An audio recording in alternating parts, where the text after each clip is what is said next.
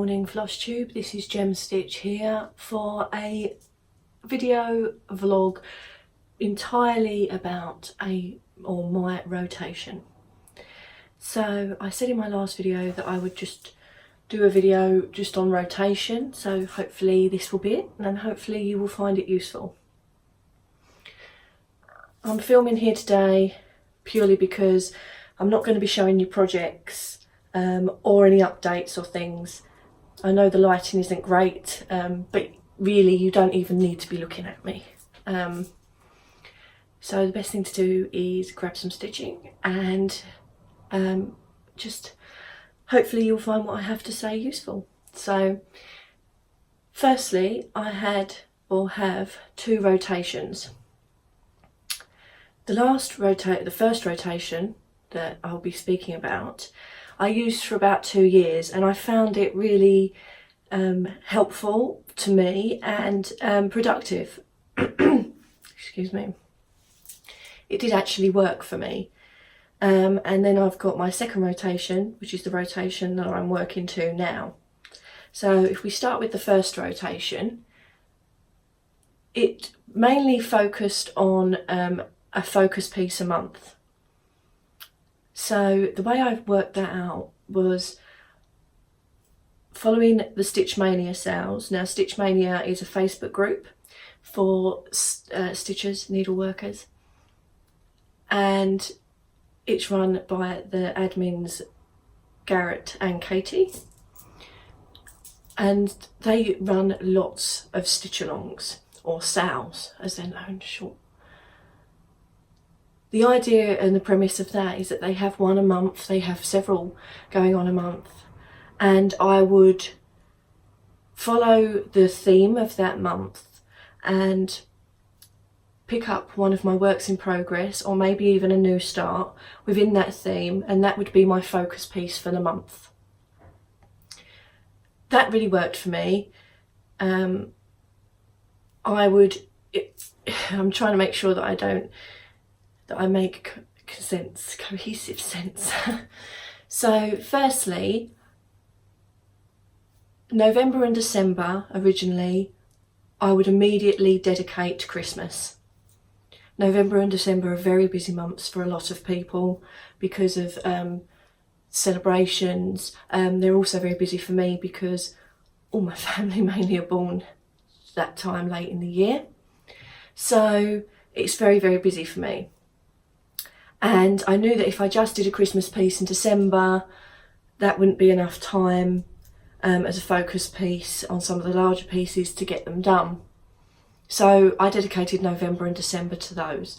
So even though I followed the Stitch Mania sales throughout the rest of the months of the year, I didn't do that with November and December. So that's the first thing.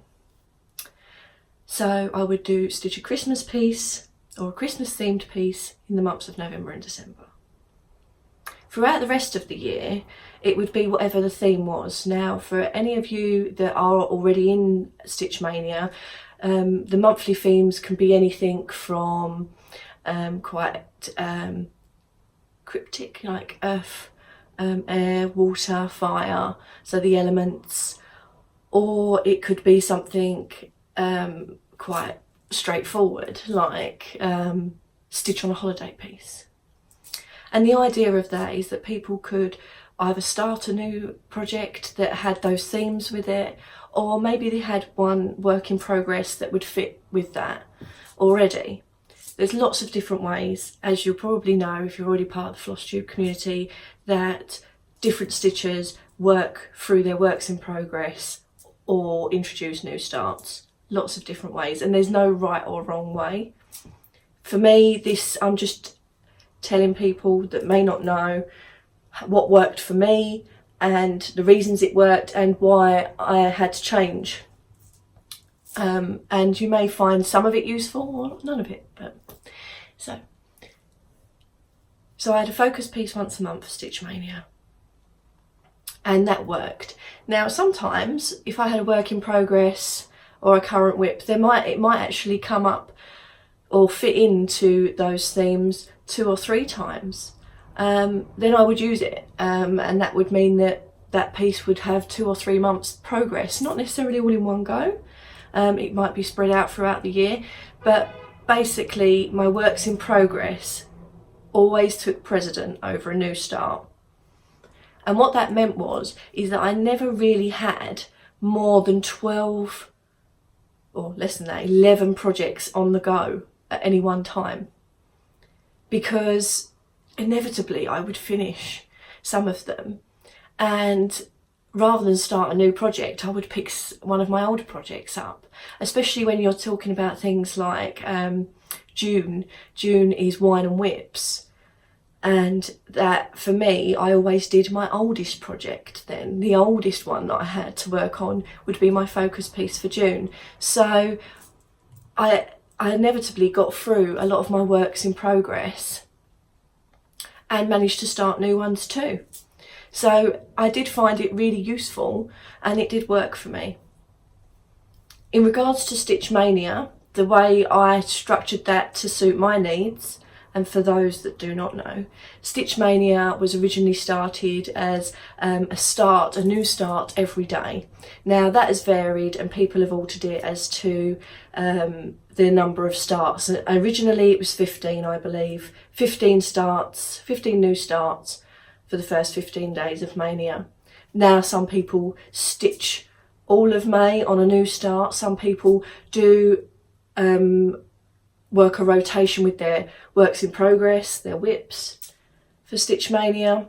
I decided to use Stitch Mania as a way of you being able to use or start ornaments and utilise them. So it's almost like the year to year. So I would start 12 ornaments on the first 12 days, and then I would allocate those 12 ornaments for a month, for the 12 months continuing after that, and would try to complete that ornament within the month, which meant that by the following May I actually had 12 ornaments, which is great if you're trying to build up a collection to display in your home. And again, that really worked for me as well, and I had some success with that. So really my first rotation, I would say, was really successful, and it works for me, and I may go back to it. But it definitely, I would definitely say that that was something that worked. And yeah, sorry, I don't know why I'm out of breath. It's because I'm not very well still. Thank you for all your well wishes. So the second rotation mainly come about because my lifestyle changed. Last year there was lots of new things that happened, and lots of big changes, and so therefore my lifestyle changed. And whereas before, you know, some months are busier than others, and sometimes you go on holiday, and sometimes you have celebrations and really positive things, and sometimes some, you know, not so good things, you fall ill or whatever happens. And that's just, you know, I used to put that down to, well, say la vie, I've only managed to work on this particular project for 2 weeks, but it's been a focus piece for 2 weeks. That was it. But last year, there was at least 4 months that I didn't get to pick up any stitching at all.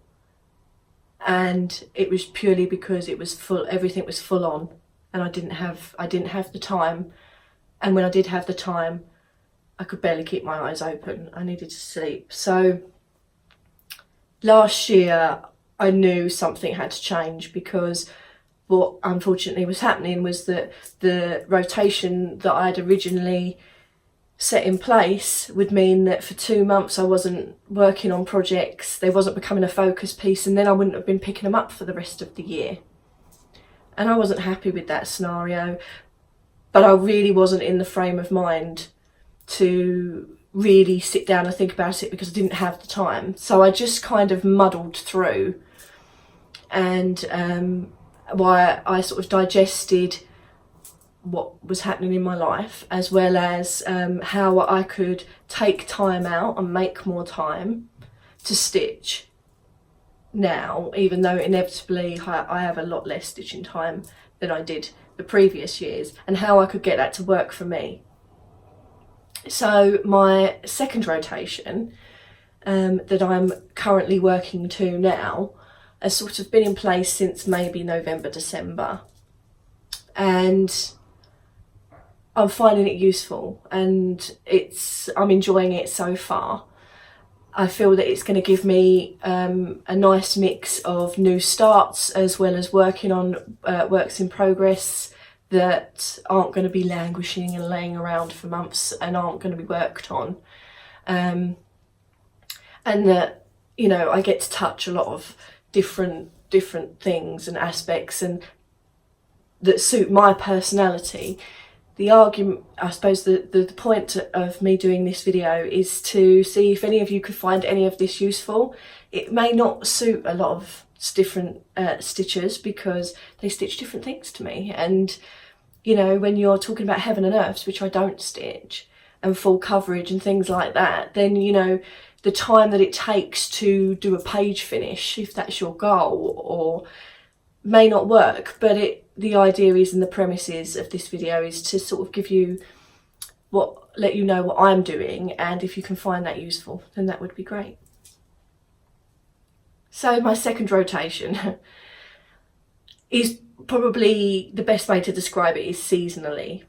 So I noticed that I would just pick up random things last year and they were small because I didn't have the time to set up a huge works in progress, and I knew that I wouldn't be able to get back to it potentially for a very long time, so I had to be able to pick things up in hand and stitch like the small ornaments and things.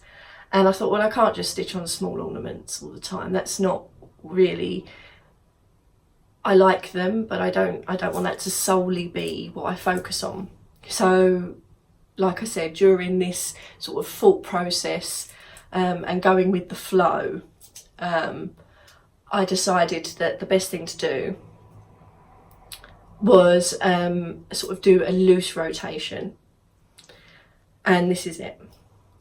So the premise is it's seasonal. I enjoyed stitching seasonally. That's what I discovered, that actually, yes, you kind of are leaving it late if you're stitching Christmas in winter and these sort of things, but it doesn't have to be finished right before Christmas. Great if it is, but it doesn't have to be finished before then, and you're still stitching on, say, Father Christmases or Christmassy things while listening to a bit of Christmas music or watching a Christmas film.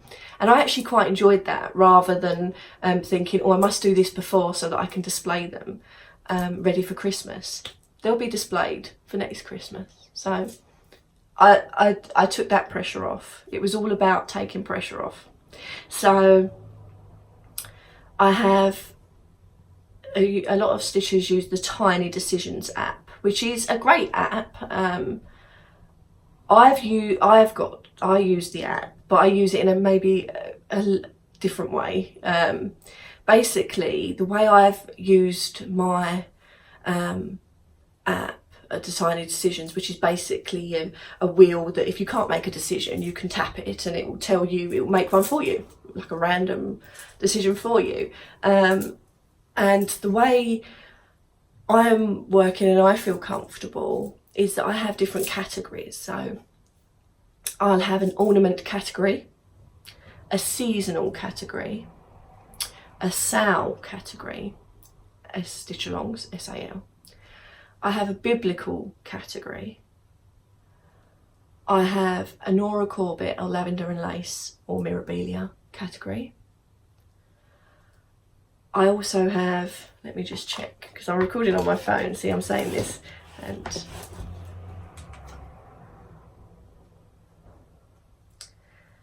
excuse me a moment while I just check this. Let's have a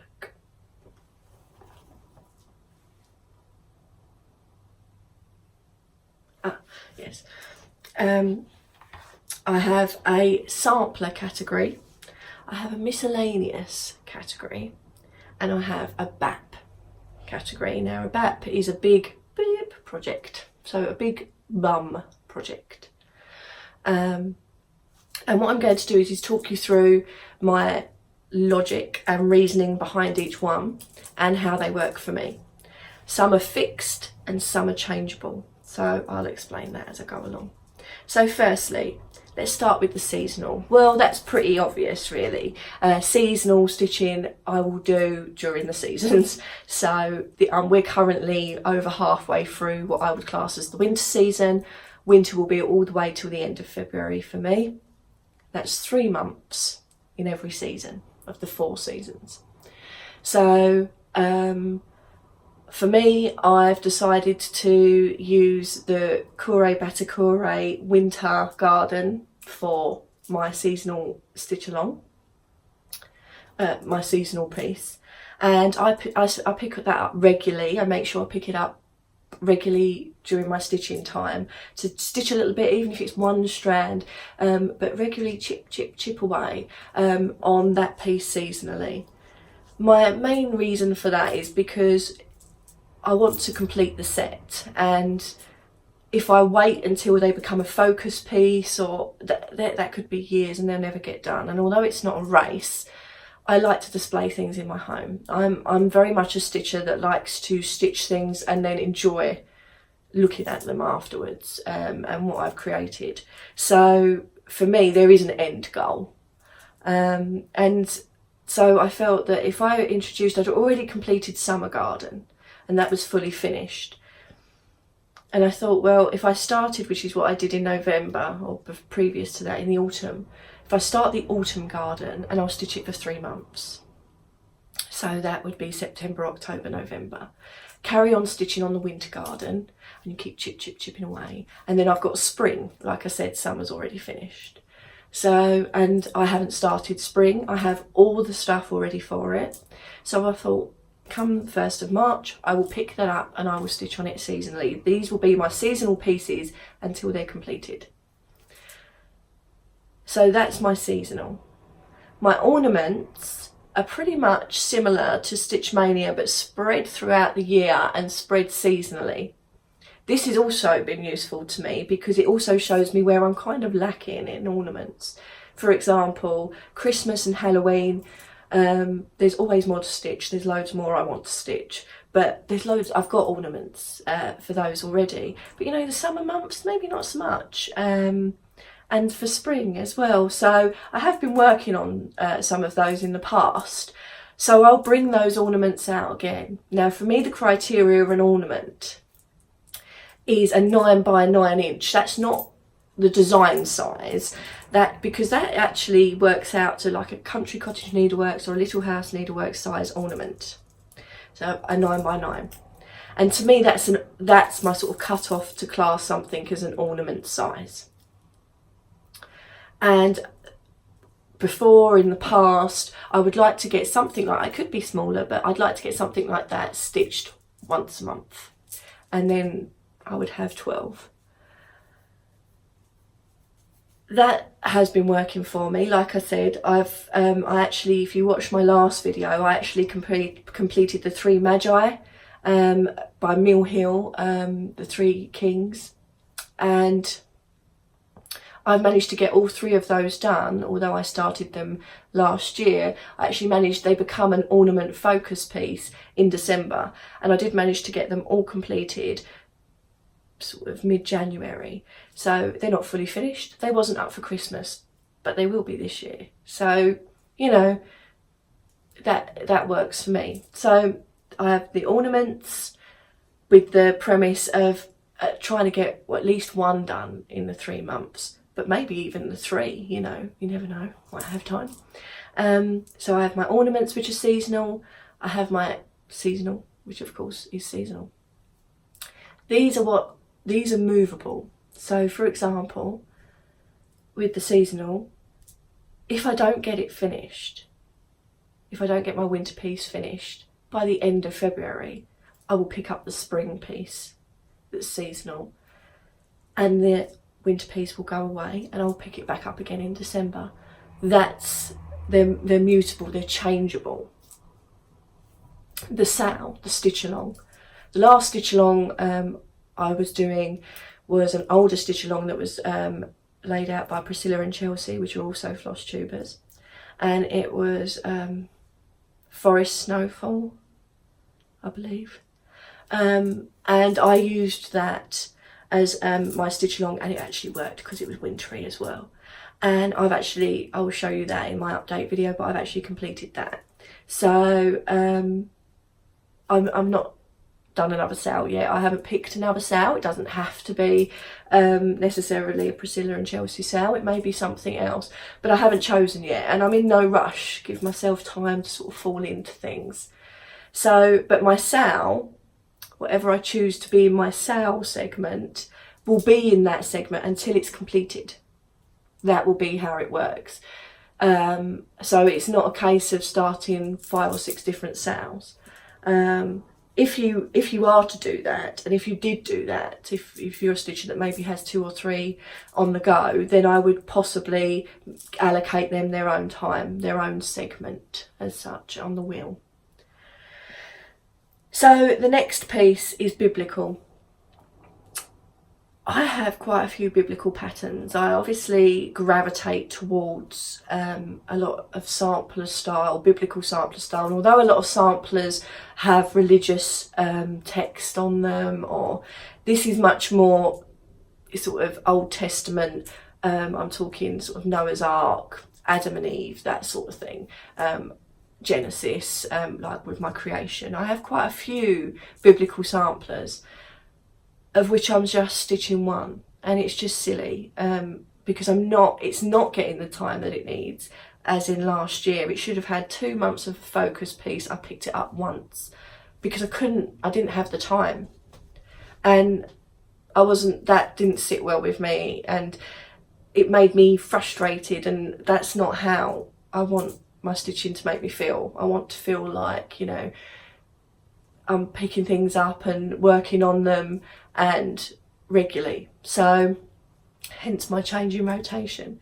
So I have a biblical sale, not biblical sale, sorry, a biblical segment. Creation's in that biblical segment, and it will stay in there until it's finished, and then I will pick up or choose another one of my patterns to start, and that will take its place. So to me, I class that as fixed. It doesn't matter what season it is, winter, spring, summer, autumn. If it takes me all that time to stitch that one biblical piece, then that is what I will do as it comes up in my rotation. The next one is my samplers. Now that's quite broad when you think about it. I have a lot of sampler patterns, but I also have those sampler DVDs as well, which I'm trying to utilise and work through by picking my favourite pattern from each year and stitching. And that's been quite successful so far. I'm currently stitching on a stocking at the moment, and I recently finished a stocking from there as well. And that will be the same premise. That's fixed. I'll pick them up, work on it, and then I'll work on it until it's finished, as in that will stay in that segment, and then as soon as I finish that, another one can be introduced. I'm not allocating days. I'm not allocating, oh, okay, I'm picking that up, so I'm going to be working on that for 3 days. I'm working on that for 5 days. Or I can't, unfortunately, I cannot be that rigid, because if I did that, then it could be quite easily that I could pick something up on the Monday, planning to work on it Monday, Tuesday, Wednesday, and actually not have any stitching till the following Monday. So I've bypassed loads. So for me, it's more of a case of pick something up out of what I've got and work on it, and kind of leave it to the fates a little bit, but know that they are all in play. They're all in the game to be picked up and picked up and stitched at any time throughout the year until they're completed. Nora Corbett, Lavender and Lace. Well, if you watched my last video, you know that I haven't got one of those on the go. I felt that the pretty ladies all kind of fit in that category for me.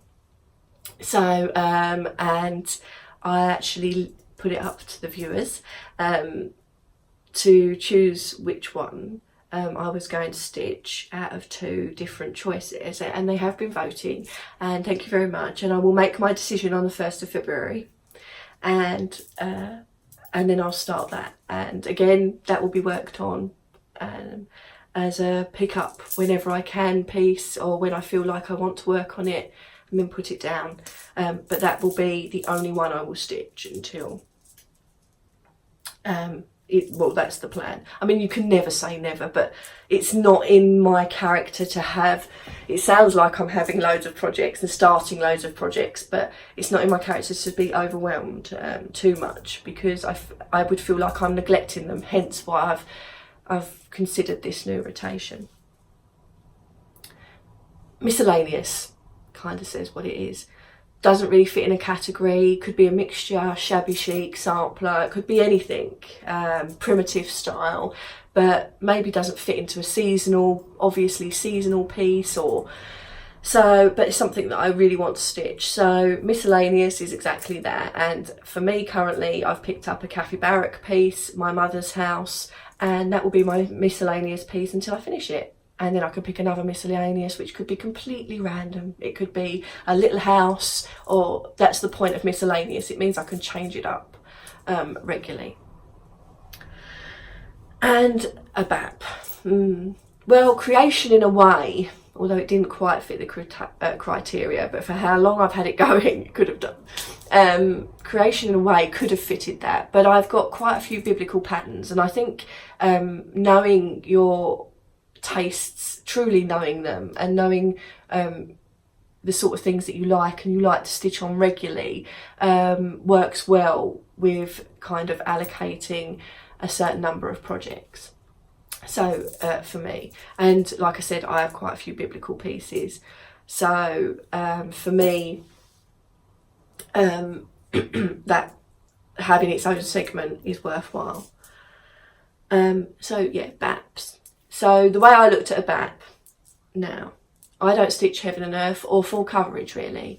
If I did, then let's be honest, you know, a fat quarter or a fat eighth of full coverage is a lot of stitching. So I would consider them a BAP because the amount of time it's going to take to stitch it. Equally, but I don't stitch those. So the way I've worked it is anything that works out that it goes over a fat quarter of fabric. If it's bigger than a fat quarter of fabric, then it's probably it's on the larger side of a piece. So my BAP that I'm currently stitching is 101 Alphabets by Rosewood Manor, and I'm stitching on that. I've done a little bit of stitching on that, and I'll do a little bit of stitching on that today, hopefully. So yeah, where does that leave me potentially? Well, you know, I'm only a few months into this particular setup, so you know, I can't 100% say that this rotation is going to work for me.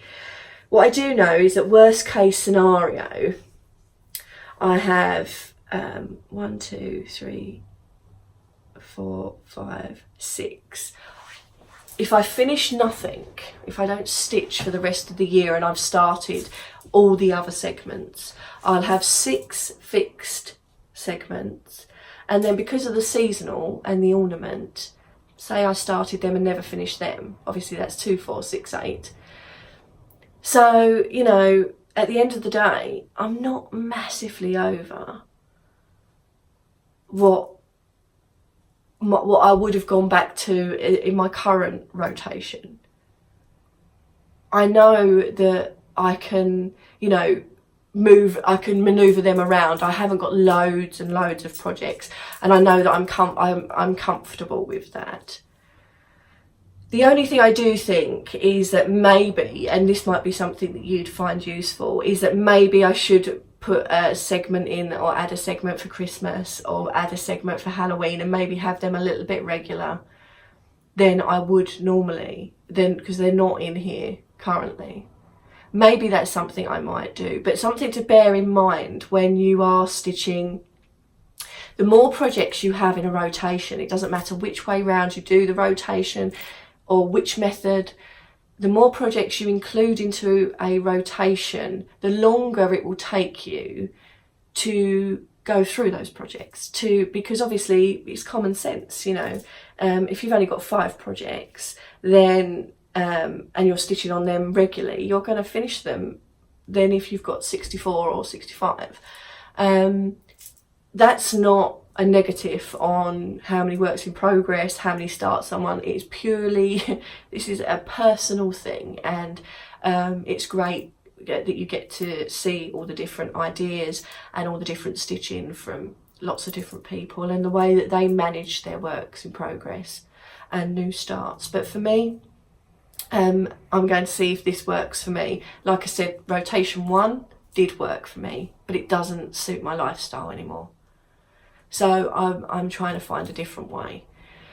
I'm hoping that what I've said makes sense. I'm hoping that you found this useful, and that if someone is maybe in a similar situation where they had loads of stitching time and now they don't have any, or very little, or very limited, that they could maybe take some of it and find it useful as a way of working on what you've already started, introducing, still having the ability to introduce new things, and you know, and enjoy stitching without feeling overwhelmed or guilty, maybe.